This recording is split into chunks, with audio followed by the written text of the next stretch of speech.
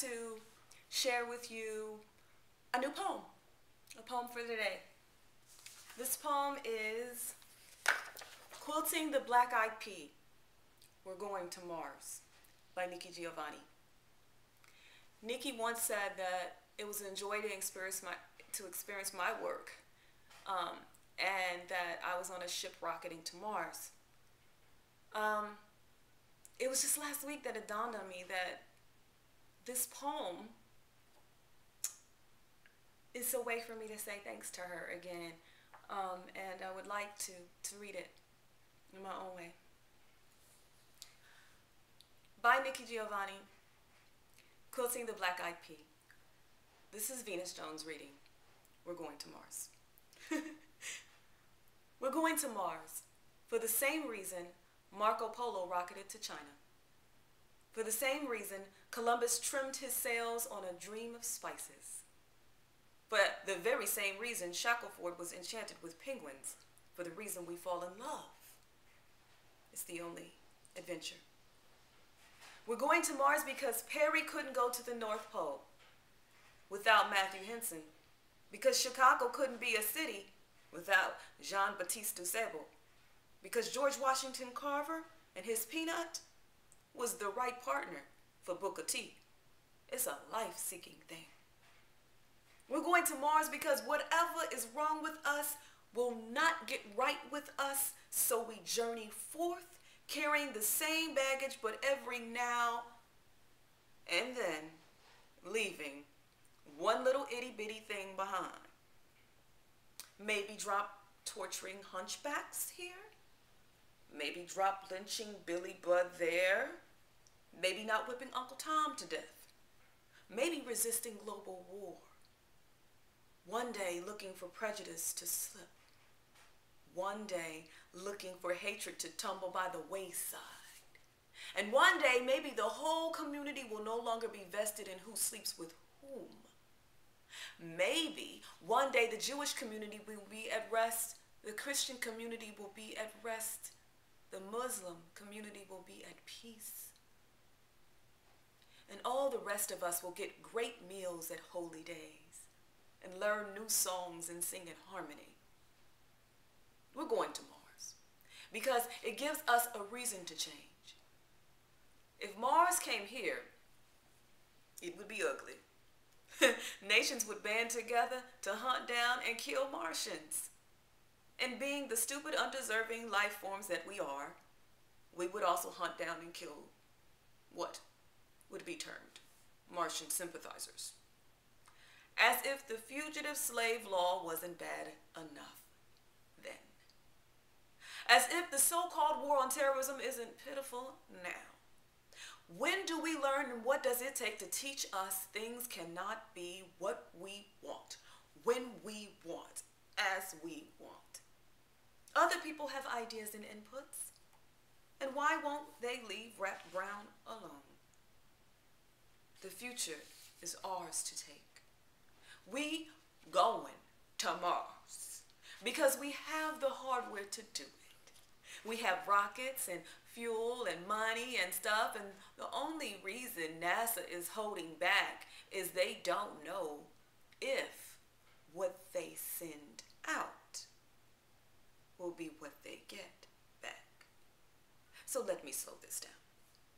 Mars is 1 year of travel to get there, plus 1 year of living on Mars, plus 1 year to return to Earth.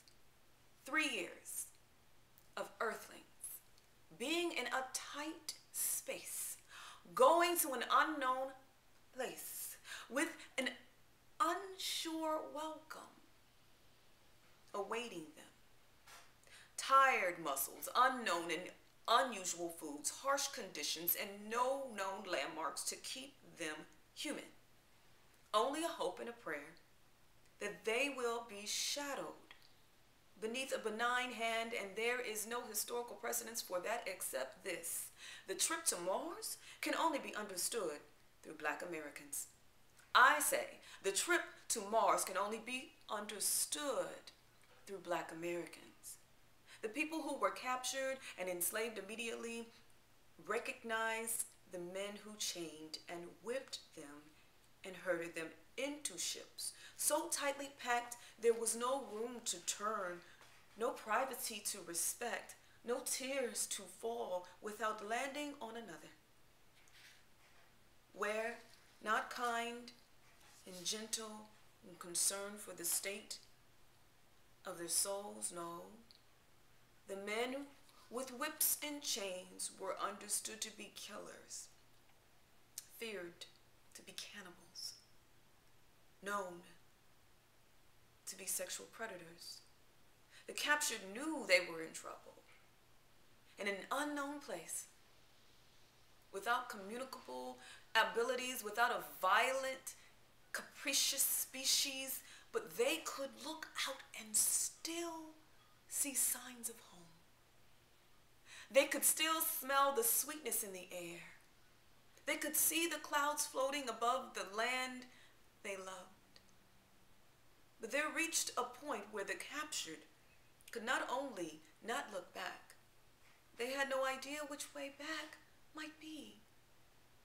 There was nothing in the middle of the deep blue water to indicate which way home might be, and it was that moment when the decision had to be made. Do they continue forward with a resolve to see this thing through, or do they embrace the waters and find another world? In the belly of the ship, a moan was heard. And someone picked up the moan, and a song was raised, and that song would offer comfort and hope and tell the story. When we go to Mars, it's the same thing. It's Middle Passage.